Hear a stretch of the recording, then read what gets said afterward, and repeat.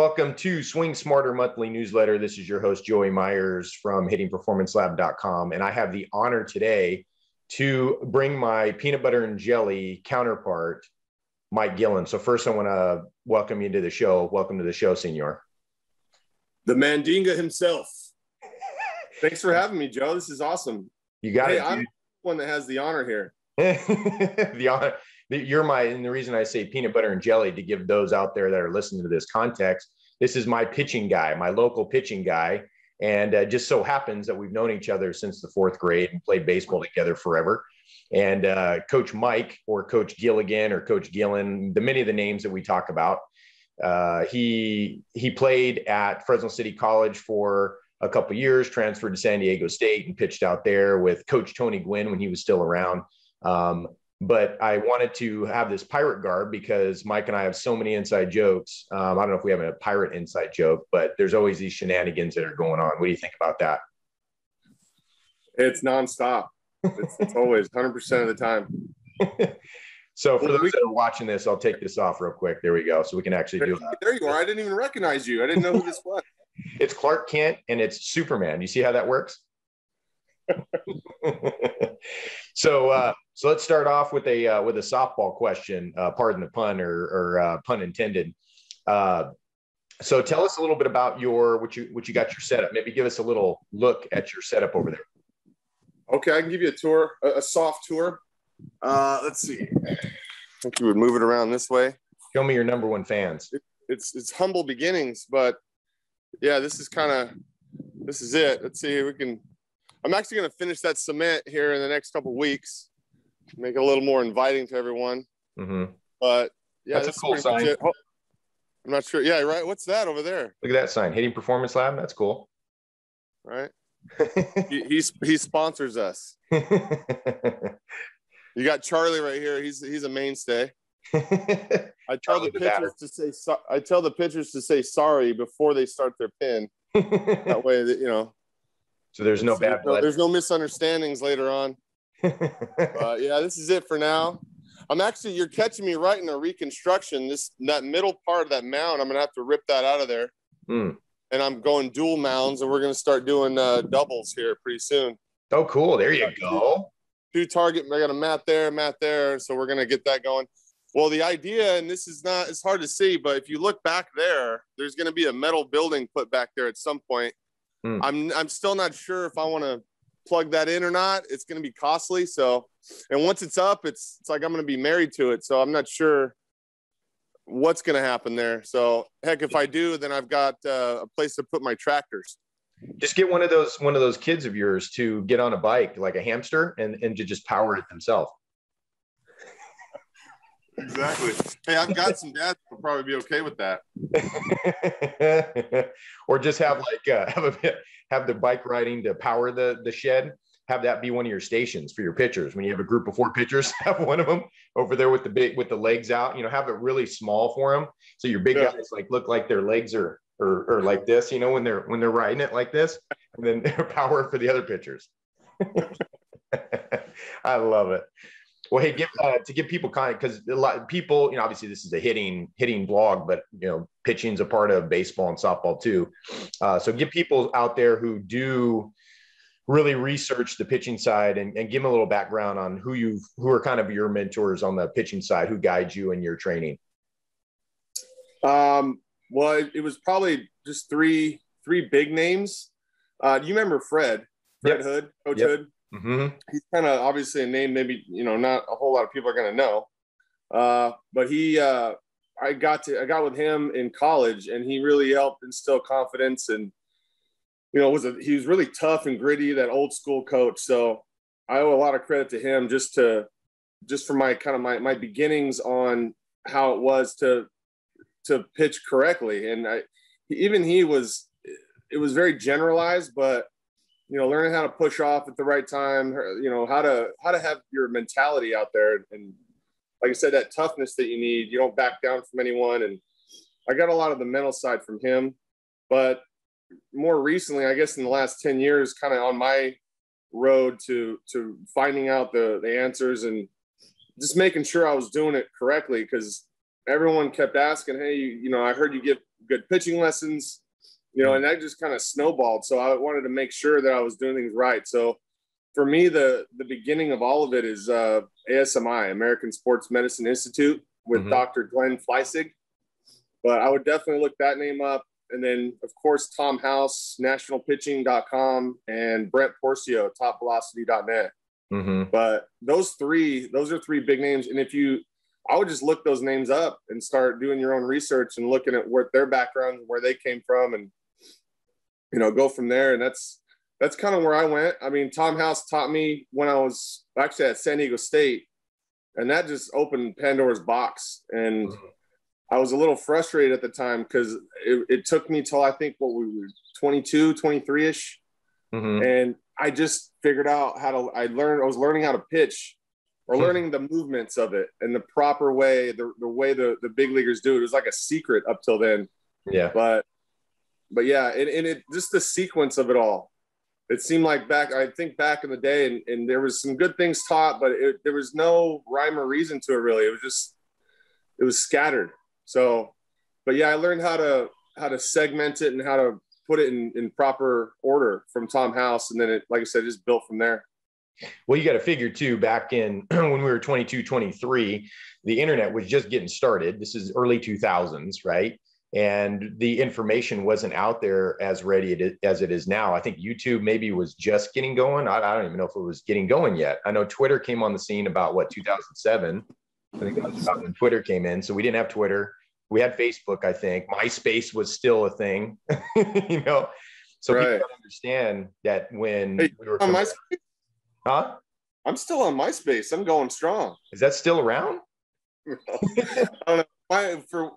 It's funny you brought it up. I don't know for what reason my wife and I were talking about that, and about MySpace and the cool features it had, and how Facebook didn't have that. And it took me a while to get used to it, but we were wondering, like, is that still around, just no one uses it, or is it shut off? Like, do you have access to it? And I don't know.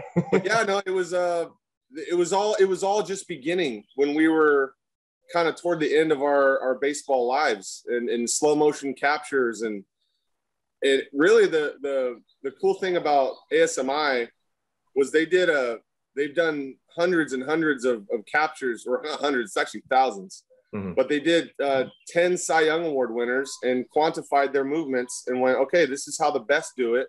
And then guys like me came around and figured that out. So now we're able to segment things and work it in a certain order. So I think that's really the secret to it all is how do you do it, or where do you start? And for me, I start backwards in the delivery. So we'll start at the end and figure that out. And then we work our way to when you lift your leg up. So, but yeah, and that was a big one from Tom House, Top Velocity, those guys, I figured out how to work it backwards. So, but yeah, they didn't have any of that stuff back then. Now, what would you say today in today's game? What's the top two things that you see, whether it's coaches or pitchers, on whether social media is where you're seeing it, the top two mistakes that either pitchers or coaches are making in teaching pitching? I mean, if anyone's teaching a balance point, that would probably be I think that's the worst teach you can make. I think the other one would probably be the next step in how to load your back leg. I see a lot of up and down movements going on, and I think you can go up, down, I guess, a little bit. And there's sometimes where I do that, but it's not very much. I just do it a little just to get a feel of what is it like to put pressure and a load into your back leg. But it's not something I do a lot of. But yeah, I think balance point though, like Big League Ball was teaching that like back in the 80s and 90s, and they were teaching their pitchers that for whatever reason. Because if you look before that, there wasn't a lot of balance points with I don't know who the guys like Sandy Koufax type guys, and there was no stopping in their movements. And you're seeing that a lot more now, where it was like we had this gap where there wasn't any, and then they were teaching balance points. And that's where you and I come in, is that's what they were teaching us in high school. Yep. And maybe some guys it worked for them in some way, but it destroyed me. I couldn't I needed the momentum, and I didn't know how to do that. I had no idea. So, I think the biggest flaw in a pitcher is the front leg when they land. They don't have there's no stability there. So they hit the ground and their knee moves around either side or it leaks more toward the catcher. So they're losing accuracy and velocity there. But as far as teaches goes, if they're being taught that, not all coaches teach that, but I think that some coaches need to break out of that and try to stop teaching that balance point stuff. It's really destroying a lot of kids. Now, I know what you're saying too. And when it comes to teaching and like with the sequence and all that, using cues, like in hitting 4 or 5 years ago, I would have hated the swing down cue. Absolutely hated it because it was being taught, like you're saying, probably like the balance point thing in pitching. And the swing down is what I was taught in high school and college, swing down and through. Now, come to find out, the swing down part actually is effective, but only middle in, middle up pitches, right? So middle away, middle down, it's probably the worst cue you can use to tell a hitter to swing down. Now, are there certain scenarios with the pitcher that you would tell them to balance, like if they're horrible with balance, or wouldn't be a scenario on that? There is. Like I said, I teach. I even, I hate the word balance point. It frustrates. It's like launch angle for hitting, huh? Stop. A point. That means you're stopping. So, but if you're teaching just the leg lift in and of itself, you can kind of teach that. But there's never an effort to do the full movement. When I let a kid do his full throw, there's never any talk about stopping yourself or gathering in a point where you're stopping and coming to that point. But to teach, because that's the thing, I teach it. I broke it down in 4 stages. So there's the finish, there's 2 middle portions, and then there's that beginning where you're lifting your leg up. So I teach a lot of momentum there and a lot of movement there, and I try to make it to where it's as little as possible. Mm-hmm. But yeah, there's moments, when you have to time, and I don't have, when you're breaking your hands to throw, you're up, and I don't know if you can't see this, but I'm picking my knee up in your leg lift, and then you can go down and you break your hands while your knee goes down and you bring it back up. And I have them to where their leg lift foot never touches the ground. So in a way, but that's very minimal. I just get them to go, hey, this is how you time that. And you time your hands with your front leg or your lift leg. And you do that a couple times. And then, okay, now that you understand that, let's move around a little bit now. Mm-hmm. So I break past that. So it's an initial teach that I give them, but then I'll literally tell kids, okay, don't ever do that again. Don't sit there for 20 minutes of your day or 10 minutes and working on just staying in one place with it. Right. If you want to do it a couple times, fine, but then let's start shifting our weight into that movement. What do you feel like with the Tommy John stuff? What do you feel like the top 2 issues are that are leading to that? Because it's exploding. It's young now. It's getting down to 12-year-olds, 13-year. They're getting earlier and earlier.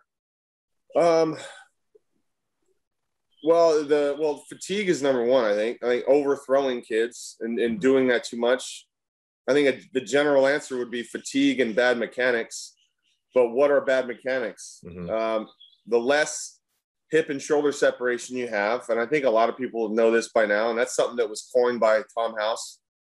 He kind of I guess he discovered it and brought it to light. But the less separation you have of your hips going to home plate and your shoulders staying back, now the more you can get into injury patterns. So, but it's basically arm drag, hyperangulation of the shoulder. So when you go to throw it, because you didn't get your hips through, then you have to create this drag across and you get into that drag. So that's the number one reason for Tommy John, outside of, fatigue, overall fatigue, and, like I said, overdoing it. Mm-hmm. Yeah. Yeah. It's crazy. And it's crazy that it's getting earlier and earlier. We didn't have to think about that kind of stuff then. Let me interrupt. And it goes into the fatigue part. I really think there's too much travel ball. Yeah. We played spring, summer, and then we were done. We were sad for a week and we got over it, and we played football or basketball or something else. heck, if you interview or talk to any big leaguer, they'll tell you, hey, you need to play other sports. You can't be baseball all the time. Mm-hmm. So yeah, it's that fatigue factor. I always tell parents and kids, like, okay, it's November 1st and there's a runner on second, and you got to make this pitch again, and you're in a stressful throw. So we got to remove the stress a little bit. Go work out, go lift, get bigger, get stronger, go play another sport. So, but yeah, that feeds into that fatigue thing. But yeah, that and that mechanical kind of dragging your arm, and that's what I was doing. Mm-hmm. What the balance point, I couldn't really get moving well. They were teaching pull the glove. I should have told you that one, pull the glove. And so it created this drag on me. Mm-hmm. And after years and years, arm didn't want to do it anymore. Mm-hmm. Yeah. I had you remember when I was in the midst of my changing over from online or the one-on-ones to the groups, and my group started to grow, and I was like, hey, Coach Gillen, can you come in and I need to train somebody to take over some of my hitters. I went to my pitching guy to help with my hitters, right? And it ended up working out, and I ended up finding a younger hitter who I'd worked with for a while, and he came on as my hitting apprentice, and then you got really busy with your pitching stuff. But you came out and you observed, you even read my book, the catapult loading system. So were there some changes in there reading about spinal engine springy fascia that you were able to apply to pitching? Yeah. Oh yeah. Well, I do that. Just closing the shoulders off and getting that preload of everything. Mm-hmm. Hearing words like springy fascia, I didn't know what that was. Mm-hmm. I used to say, hey, let your arm lay back, and now that's I didn't know at the time that's external rotation, internal, and mm-hmm. thinking of it like that. I give them that. And I'll even ask, I go, hey, and if it's one of your students, I'll say, hey, did Joey show you that thing where you put your hand on the table or you're on your leg and you do that, mm-hmm. and then you try harder and then you combine them? Yep. That one's great. I love that analogy. Mm-hmm. But yeah, just closing off more. I mean, I knew to do that, but I didn't really know the benefits as much to it. Mm-hmm. Or to do it more or maybe even exaggerate it just to get a feel for what it's like. But yeah, you're trying to stay close as long as possible, and then let's work our feet, work our hips through, and you're trying to create as much separation as you can. But yeah, I incorporated a lot sooner. And that's what I remember you telling me that about, don't wait so long to show them that. Cause I start where they're squared up. And if you're home plate, the camera's home plate, they're in movements where they're always going forward. And then I start teaching them how to close off more after that. And I think, yeah, you probably put the cherry on top when it came to how to close off and how that works. I guess springy fascia and how you can create tension in the body. Yeah. And if you look at the pitchers in the past, you mentioned Sandy Koufax, we could say Lincecum, all these guys, Nolan Ryan. And what we talk about now is, back then it was showing numbers, right? Hitters showing their numbers to the pitcher type of thing. And we've evolved that to neck pressure. I think maybe I've talked to you about that. But with the hitter, we're trying to create neck pressure. So where the head anchors in a tracking position, right? We're trying to track the balls is the most important thing that a hitter needs to do. So the head doesn't move. It doesn't allow the shoulder to pull the head off. And it's the shoulder that pulls underneath and goes as far as it can go until it can't go anymore because the head's keeping it from going, right? And if you look at the pitchers, I know you're lefty, but I'm going from the right side, is the same kind of thing, right? You see these pitchers in this kind of position where there might be a slight tilt this way, and then the shoulder's coming underneath, and they're creating pressure the same as a hitter would create as they're going here, and then start to unwind and go, So it's the same thing. It's just one person's throwing a ball and the other's swinging a bat. Right. Yeah. No, just getting kids used to that because it's uncomfortable at first. Yeah. And I think a lot of the injury can be just something as simple as that, or something you think it's little, but a kid, when he goes to throw, he's not going to, well, some naturally do it, but they don't want to create that's uncomfortable. Mm-hmm. And they just, okay, I just want to throw it. I just want to get my eye on home plate. And so if they can't see it, they have to get their eyes there. So here go their shoulders, and they're early. Mm-hmm. So just getting them in a stance and getting them to close off and feel that, that neck pressure, Mm-hmm. and getting into there is something. I'll just have them sit there for 5 minutes and feel what that's like. So Mm-hmm. that's pretty much all I do, is just get kids to feel what positions are like. Mm-hmm. I love that.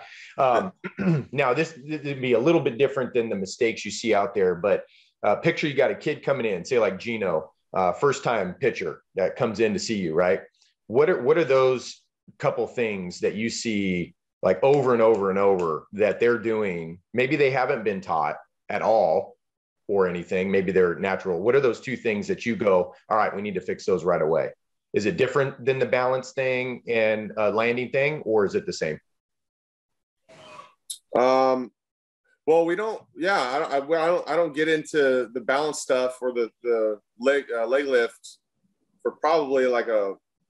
It depends on the kid and how quick he picks everything else up. Could be a couple weeks or a couple sessions where we don't even lift a leg up. We don't even get on a mound.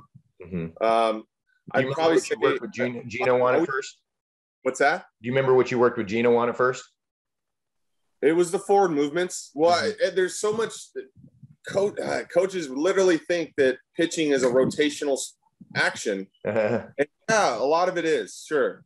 But there's sagittal movements. You know, it works on 3 planes. So I get them to figure that out, just because I think there's that universal throwing package that every team puts together, and they put them on a knee, and they make them cross over their knee and their leg, and they're making them rotate when there's not enough speed and momentum to rotate like that. So why are you teaching them to do that? To me, that's my opinion. So it's all about going forward.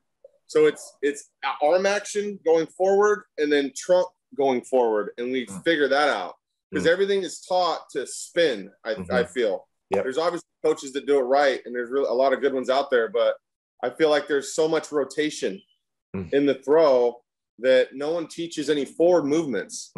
But yeah, at the big league level, pro level, and even college, some high school, there's a lot of good forward movement into that throw, and then you see rotation. Whereas kids cut that forward movement off and just spin, and then you get into that drag. So, and I would say cutting the ball on accident, meaning their hand is turning as they're throwing it, and they're creating that cut in the ball. So that's usually what I hit first is how do you go over your front foot? Because you hear it all the time. Hey, follow through, reach out in front. But yeah, I don't see a lot of, there's not a kid that's come here that went, oh yeah, I've done that before. And I've went forward before, none. So I like to be the first one to teach them. Yeah. Well, you know, it's interesting you say that, the rotation, right? Because I agree with you. I think both pitching and hitting, there's a little bit of all of that in there, right? You mentioned 3 planes of motion, and all 3 planes are engaged in a dynamic pitching delivery or a swing, right? And one of the things I've been really tuned into the last couple of months or last couple of years, beginning of COVID, I think January, 2020, January, February. So it's been over a year and a half now, is over rotation of the swing. And there was this one thing I just couldn't figure out what the hell was going on. I'd see these hitters come in, and we call it racing back elbow at the time, where they're swinging and their elbows coming past their belly button, you know, and everything's completely sideways before their barrel even gets to the ball. And I was like, what the hell's going on? And so I did some research, and I found they're over rotating. So they're getting their chest all the way squared and their barrel's back here hitting the ball. So it's like you talking about the arm, right? Talking about where they're getting here and the arms being way back here, all that pressure on the elbow and the shoulder and the whole thing, right? And so over rotation of the swing, all these coaches, these younger coaches are all, you know, flip that back foot over and get your hips through the ball, you know, and all this rotation. And it's almost, they're doing yes, that happens to a degree in the swing, but we never teach really any rotation of the lower half. We don't. We just expect it to happen, and it happens. We focus on, like you said, preloading the upper half, and then the lower half will do its job. But to say rotate all the time, it's a problem in hitting too, just like in pitching. Yeah. No, I agree. Yeah, it's I don't know. It's I know this is the biggest overstatement, right? But it's 2021, you know, like can we break past all this? Like back in the day, it was, hey, it's 1972. We've got all the advancements we need. Like and it just keeps going like that. And pretty soon it's, hey, it's 2055. Yeah. We need to get it together. Yeah. But keep swinging down. There's too much information now. It's all out there. Like back in 93, there were no slow motion cameras. There was nothing breaking us down. There was nothing. Hey, do you see how your knee is internal too early? There was nothing, but now there is. And I mean, I don't want this to be a hating on coaches thing, but I'll ask kids, and there's never any video analysis done ever. Like I never hear about that. Hey, it's the first time you've been recorded, and you look at your video, and they've never seen it. High school kids, the high school coaches, there's got to be some that do it, but I don't think there are. I mean, I've gone as far as telling kids, hey, can you sneak your phone in there and just take a video, have your buddy take a little video of you. And so that way you can break it down and look at it and see where your flaws are, see if you're doing a good job or not. But I don't know. I just don't, we're too locked into this old school mentality. We got to get out of it. Right. I agree. Cool, man. Blending of both. Yeah, exactly. Yeah. You need gut. You can't just have a data thing, or you can't just have a gut thing. You got to use both. You got to use the tech, the data, and the gut feeling stuff. It has to be all of it. Well, hey man, we could talk and go deep into some of these things, but let's extend it. I'd love to. We just got to transcribe it, and my virtual assistant would be a little upset if I gave her an hour transcription. She had to get done in a day. But hey, I wanted to give you a chance to promote what you're doing. So tell us a little bit about where to find you, website. Look, dude, your website looks good, by the way. So tell people where your website, your social media, any kind of deals, or, what kind of deals that you do, obviously locally, right? But are you doing some online lessons? Like, let people know that kind of stuff. Well, I'm still trying to get the online stuff off the ground. You can reach me on Facebook. I'm on Instagram, but it's not really active. But you can go to pictureperfectpro.com. Heck, there it is right there. I don't know if you can see it. It's not backwards. No, you're good. You're good. Yeah, there's the number there. There's your number. There's your number. There's your number. And I'll put all that into a lot of it. I'll put all that into the show notes so people have that. Yeah. But yeah, those are the best ways to contact me. A lot of this is generated off word of mouth, and people are doing it that way. Obviously, that may not help everyone in what you're trying to do right now. But yeah, I'm on, like I said, Facebook, Instagram. Heck, I do have Twitter and Instagram. I need to get better at those. No, I don't ever use them. Not Twitter. Maybe Instagram. Heck, I'm pretty Facebook. I'll just put before and after videos of kids and show where they were and where they are. But yeah, I do like the online stuff. Speaking of dinosaurs, that's where I'm like, I need to get better at that and reach more people. But I'll tell you this, it's pretty tough because I'm fully loaded here. So I need to get an apprentice myself and make another carbon copy of me so I can move more kids through. Yes, sir. You need to just grab one of your pitchers who's been with you for a while. It's older. Mine, he's a senior, is going to graduate this year from high school. And I've had him since he was 10 or 11, Nicky Fry, right? So he's my hitting apprentice, and I sent all the younger ones. So any of them that are 11 years old or older, I'll take, and any ones that are below that, I'll send to him. So it helps a lot. At some point, obviously you're gonna get pretty bloated with the 11 and ups and all that, but it's good that you're building the second part of your bullpen. So you're going to have two bullpens pitchers can throw. So that gives you two people you could do. Obviously the biggest thing would be to get 4 in a group.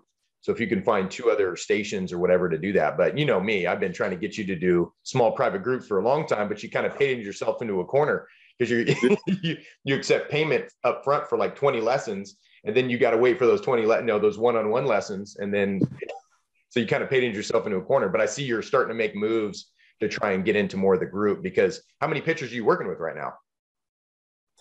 I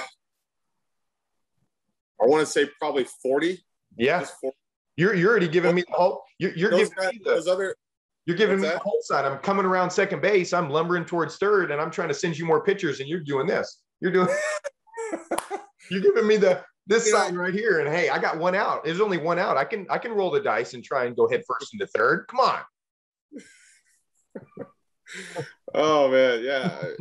I have to. Yeah, I mean, I'm creating this. I got this. My wait list is a mile long. Yeah, and it's sad because, like I said, there's injury out there, and there's so many problems with these kids as far as how they're moving, and I can't get to all of them. So, but yeah, that's why I finally put my foot down. I'm like, okay, I finally looked, and you saw the facility. It's geared toward one kid. You got that mound in the middle, and that's really killing it. So I got to take that out, put two more in. I'm getting 2 made right now.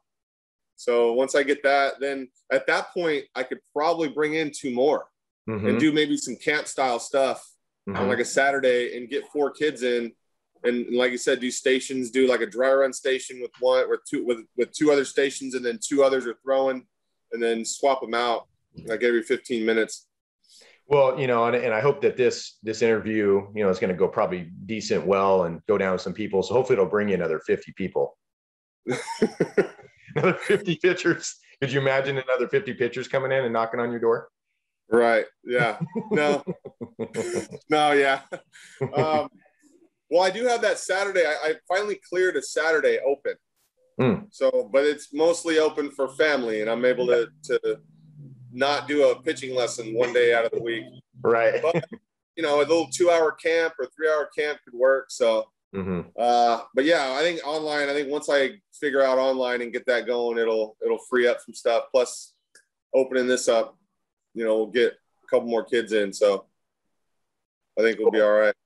Well, dude, thank you so much for coming on. And we got to definitely do a part 2. Maybe we'll make this a common thing. If it's like once a month or something, we can do like thoughts with Michael Gillen. Right.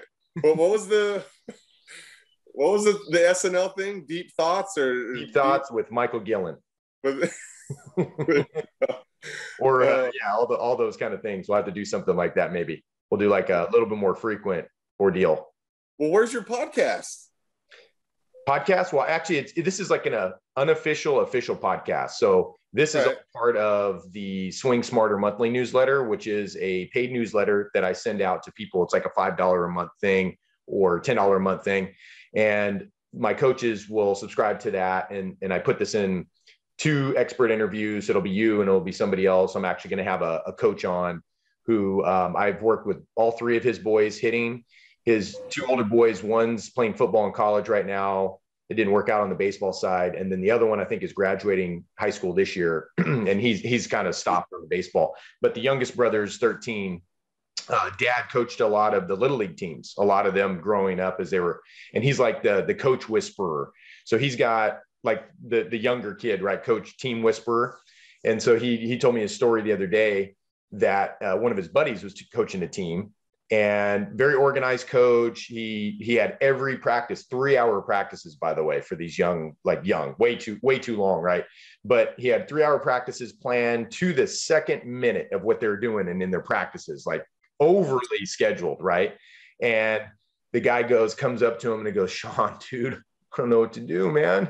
It's like, "I got thorns in my feet and tears in my eyes." He goes, we're not a little bell that says inside joke. Yeah. Yeah, he said that. He goes, "Yeah, we're just not winning. We're doing everything right. I got it planned. I got it organized. We're doing what we need to do. What's wrong?" And then Sean goes, the team whisper, he goes, "Team party." Yeah. And the guy goes, "Yeah, explosion." He's like, "What? What do you mean team?" And so they did a team party on a Saturday night. They had a doubleheader the next day, and they swept the next day. They twice. They did a rain out. Yeah, exactly. This is a man-made natural disaster. There you go. Love it. Anyway, yeah. So I'm going to have him on probably this next week. He's got a day job. He does like farm and stuff, but I'd love to watch that one. I've got one of my clients. I'll have a problem or an issue with something, or I'm trying to, get I think once I was trying to get a loan to pay for something, and